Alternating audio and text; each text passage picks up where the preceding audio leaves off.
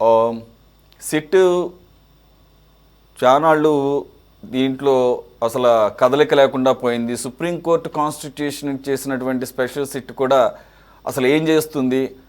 ఈ కల్తీ నెయ్యి వ్యవహారం ప్రపంచవ్యాప్తంగా సంచలనం సృష్టించినటువంటి వ్యవహారంలో సుప్రీంకోర్టు ఇన్వాల్వ్ అయ్యి స్టేట్ గవర్నమెంట్ అప్పటి వరకు ఇన్వెస్టిగేట్ చేస్తున్న సిట్ని కూడా ఆపమని చెప్పేసి ఎటువంటి దీంట్లో పక్షపాతం లేకుండా నిష్పాక్షికంగా పారదర్శకంగా జరగాలి, నిజానిజాలు నిగ్గు తేలాలి. ఇది ఎందుకనంటే కోట్లాది మంది వెంకటేశ్వర స్వామి భక్తులకు సంబంధించినటువంటి వారి విశ్వాసాలకు సంబంధించినటువంటి అంశం కాబట్టి కుల్లం కుల్ల పాలకు పాలు నీళ్ళకు నీళ్లు మాదిరి బయట రావాలని చెప్పేసి స్పెషల్ సిట్ని కాన్స్టిట్యూషన్ సంగతి మనకు తెలిసిందే. అనేక సందర్భాల్లో మనం డిబేట్ చేసాం.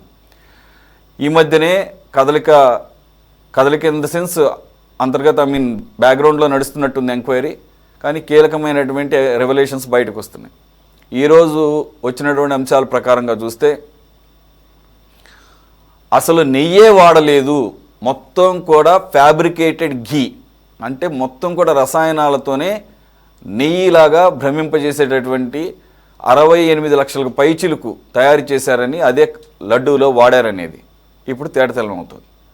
సరే, దాంట్లో చెప్పినట్లు మొదట్లో కొన్ని ఒక ల్యాబ్ రిపోర్ట్ మాదిరి వచ్చినట్లు అది కూడా డిస్క్లైమర్తో possibility is there foreign fat or animal fat అనేది అవన్నీ పక్కన పెట్టినా కానీ అసలు నెయ్యి ఆనవాళ్లే లేకుండా కంప్లీట్గా పామాయిల్తో లడ్డు తయారు చేయటం కూడా మరి నమ్మకాన్ని వమ్ము చేసినట్టు కిందే భావించాలి. అంటే డెలిబరేట్గా దట్స్ వాట్ లోకేష్ గారి ట్వీట్ కూడా చెప్తోంది.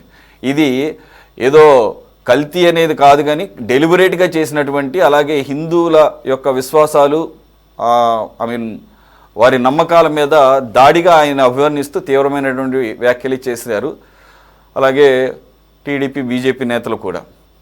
సార్, ఇక ఇది ఒక కొలిక్కొచ్చినట్టుగానే భావించవచ్చా?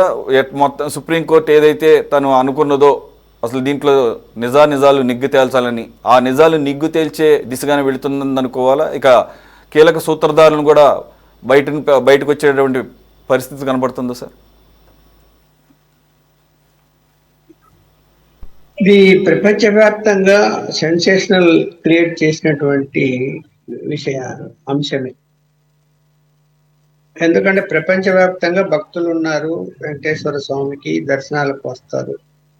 వచ్చిన ప్రతి భక్తుడు కూడా సేవా కార్యక్రమాలు కానీ, బ్రేక్ దర్శనాలు కానీ, లేకపోతే 300 టికెట్లు పెట్టుకున్న వారు అందరికి కూడా లడ్లు ఇస్తారు. ఇంకా సర్వదర్శనానికి వెళ్ళిన వాళ్ళు కౌంటర్లో కొనుక్కుంటారు. అంటే దాదాపు 70-80% మంది లడ్లు వినియోగిస్తారు దర్శనానికి వచ్చినటువంటి వాళ్ళు. అసలు వాళ్ళకి అలాంటి పని ఎందుకు చేయాల్సి వచ్చింది, ఇంత నీచమైన పని అని వాళ్ళకు ఎందుకు అసలు కలగలేదు? అసలు వాళ్ళ మనుషులేనా అని నా ప్రశ్న. ఇది దేవుడికి సంబంధించిన అంశం. ఒకటి, తినే లడ్లు, నమ్మకంతో తినే లడ్లు, అందులో కల్తీ చేసినటువంటి నెయ్యి సరఫరా చేయాలి అనేటువంటి దుర్మార్గమైన ఆలోచన చేసినటువంటి వాళ్ళందరికీ కూడా ఇందులో ఎవరికి భాగస్వామ్యం ఉన్నా కఠిన శిక్షలు అయితే పడి తీరాలి. సరే, ఇవాళ లంకా దినకర్ మాట్లాడింది కానీ, లేకపోతే పట్టాభి గారు తెలుగుదేశం మాట్లాడింది కానీ నేను విన్నాను. వాళ్ళకి ఆ సమాచారం వచ్చింది అంటే సుప్రీంకోర్టు ఏదైతే అపాయింట్ చేసిందో ఆ సిట్టులో ఉన్నటువంటి ఆంధ్రప్రదేశ్ సంబంధించినటువంటి అధికారులు కూడా ఉన్నారు అందులో. సో వాళ్ళ ద్వారా సమాచారం తీసుకొని ఉంటారని నేను అనుకుంటున్నాను. కొంత లీక్ చేసి ఉంటారు వాళ్ళు. ఒకవేళ వీళ్ళిద్దరు చెప్పింది పూర్తిగా నిజమని మనం నమ్మినప్పుడు ఎంత దారుణమైన అంశమో మనకు అర్థమవుతున్నది. ఇక్కడ నెయ్యిలో 90% నెయ్యి ఉండి 10% ఏదో కల్తీ చేశారు అని కాదు. మొత్తం నెయ్యినే మీరు అన్నట్టు కల్తీ నెయ్యిని సప్లై చేశారు. అసలు ఒరిజినల్ నెయ్యి అందులో లేదు. అదే నిజమైతే ఎంత శిక్షకైనా వాళ్ళు అర్హులే, వేసి తీరాలి. మరి చూడాలి, సిట్టు కంప్లీట్ గా దర్యాప్తు ముగించి సుప్రీంకోర్టుకి నివేదిక సమర్పించాలి. దాని మీద సుప్రీంకోర్టు ఆదేశాలు కూడా ఇవ్వాలి ఫర్దర్ ఏంటి. చాలా మందిని ఈ పార్టీకి అరెస్ట్ చేసి ఉన్నారు. ఇక్కడ అసలు ఏంటి, టెండర్ తీసుకున్నది ఏ సంస్థ, ఆ సంస్థలోకి ఇతర భాగస్వామ్య పార్టీలు కంపెనీలు ఎలా వచ్చాయి, అసలు ఈ టెండర్ సంస్థకు ఎలిజిబిలిటీ ఉందా లేదా, అంతని సరఫరా చేసేటువంటి శక్తి అంటే వాళ్ళకి ఆ కెపాసిటీ ఉందా లేదా అనేది కూడా పరిశీలన చేయకుండా వాళ్ళకి ఆర్డర్ ఇవ్వడం అన్నది ఖచ్చితంగా ఇందులో ఒక ఎగ్జిక్యూటివ్ ఆఫీసరో, జాయింట్ ఎగ్జిక్యూటివ్ ఆఫీసరో, లేకపోతే కింది స్థాయి అధికారుల్లో కాదు, ఇది పెద్ద స్థాయి పై స్థాయిలో నుంచే జరిగి ఉంటుంది. ఎందుకంటే వాళ్ళు ఆ నిర్ణయం తీసుకునేటప్పుడు పై వాళ్ళ ఆదేశాలు లేకుండా నిర్ణయం ఎలా తీసుకోగలుగుతారు? పై వాళ్ళు అంటే నా ఉద్దేశం చైర్మన్ అని అనుకోవాలి. ఇప్పుడు బోర్డు మెంబర్లకు చైర్మన్ కూడా తెలియకుండా నిర్ణయం తీసుకొని ఉంటారా అంటే, మళ్ళీ నిర్ణయం తీసుకున్నా కూడా టెండర్లు పిలిచినప్పుడు అధికారులు వాటిని ఆమోదించినా బోర్డులో మళ్ళీ అజెండాగా పెడతారు. బోర్డులో పరిశీలన చేస్తుంది ఏ కంపెనీకి ఇచ్చారు అని. మరి బోర్డు ఏం చేసింది? అంతమంది సభ్యులు ఉన్నారే, వాళ్ళు ఏం చేశారు? వాళ్ళెందుకు అసలు ఈ కంపెనీ ఏంటి, దీని కెపాసిటీ ఏంటి, ఒకసారి వెళ్ళి చూద్దాం పదా అని చెప్పవచ్చు. ఎనీ టైం ఇన్స్పెక్షన్ చేయొచ్చు.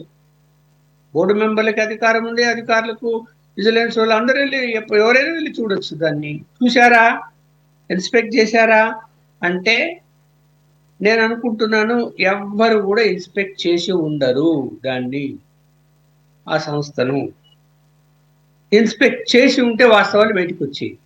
ఇన్స్పెక్షన్ చేయకుండానే మేనేజ్ చేశారు. వాళ్ళు ఎలా మేనేజ్ చేస్తారు? ఖచ్చితంగా అందులో అవినీతి జరిగింది పెద్ద ఎత్తున. ఎవరికి ముట్టాల్సింది వాళ్ళకి ముట్టి ఉంటుంది, విజిలెన్స్తో సహా. సో ఆ సందర్భంలో ఎవరైతే అది సప్లై చేసిన నాటి నుంచి అది దాని ముగింపు వరకు బాధ్యులు ఎవరైతే ఉన్నారో వాళ్ళందరి మీద కూడా, అది టీటీడీ అధికారులు, జేఈఓ కావచ్చు, ఈఓ కావచ్చు, సూపరింటెండెంట్ కావచ్చు, విజిలెన్స్ వాళ్ళు కావచ్చు, ఎవరైనా సరే. ఇప్పుడు ఆయన చెప్తున్నారు, నేను చూశాను, దాని మీద ఫిర్యాదే రాలేదు అని చెప్పి వైఎస్ఆర్సీపీ వాళ్ళు అంటున్నారు. ఫిర్యాదు 22లో వచ్చింది. దాని యొక్క పరీక్షకు బెంగళూరు పంపారు. ఆ పరీక్షలో ఈ పదార్థాలన్నీ కల్తీ జరిగాయని వాళ్ళు చెప్పినప్పటికీ కూడా దాన్ని మూసిపెట్టారు. ఆ అంశాన్ని బయటికి తీసుకురాలేదు. అంటే మూసిపెట్టి ఇష్యూ బయటకు వస్తుందని చెప్పి ఏమన్నా ఆపారా? ఆ సంస్థను సప్లై చేయకూడదు అని చెప్పి లేదు, కంటిన్యూ చేశారు. అంటే తెలిసి కూడా కంటిన్యూ చేశారు అంటే అందులో అందరికీ పాపం ఉంది. తలా పాపం తిలా పిలకడేదో అంటారు కదా, అలా అందరికీ పాపం అందులో ఉంది. సరే, శిక్ష అనేది పడాలని నేనైతే కోరుకుంటున్నాను. మరి ఇంత దారుణంగా కల్తీ జరగటం అన్నది మరి ఎప్పుడు మనము ఇతర అనేక కల్తీలు చూస్తుంటాము. అన్ని నూనెల్లో కూడా కల్తీ చేస్తుంటారు, రకరకాల పదార్థాలు కల్తీ చేస్తూ ఉంటారు. కానీ ఇంత దారుణంగా అసలు కృత్రిమ నెయ్యిని తయారు చేయటం అనేది నేను ఫస్ట్ టైం వింటున్నా. మొత్తం నెయ్యిని కృత్రిమంగా తయారు చేయటం అన్నది మరి ఎట్లా? ఈ విషయంలో మరి ఏమాత్రం కూడా దయ చూపాల్సినటువంటి అవసరం లేదు. ప్రభుత్వం కానీ, టీటీడీ పెద్దలు కానీ, ప్రజెంట్ గవర్నమెంట్లో కఠినమైన శిక్ష వాళ్ళకైతే పడాలి.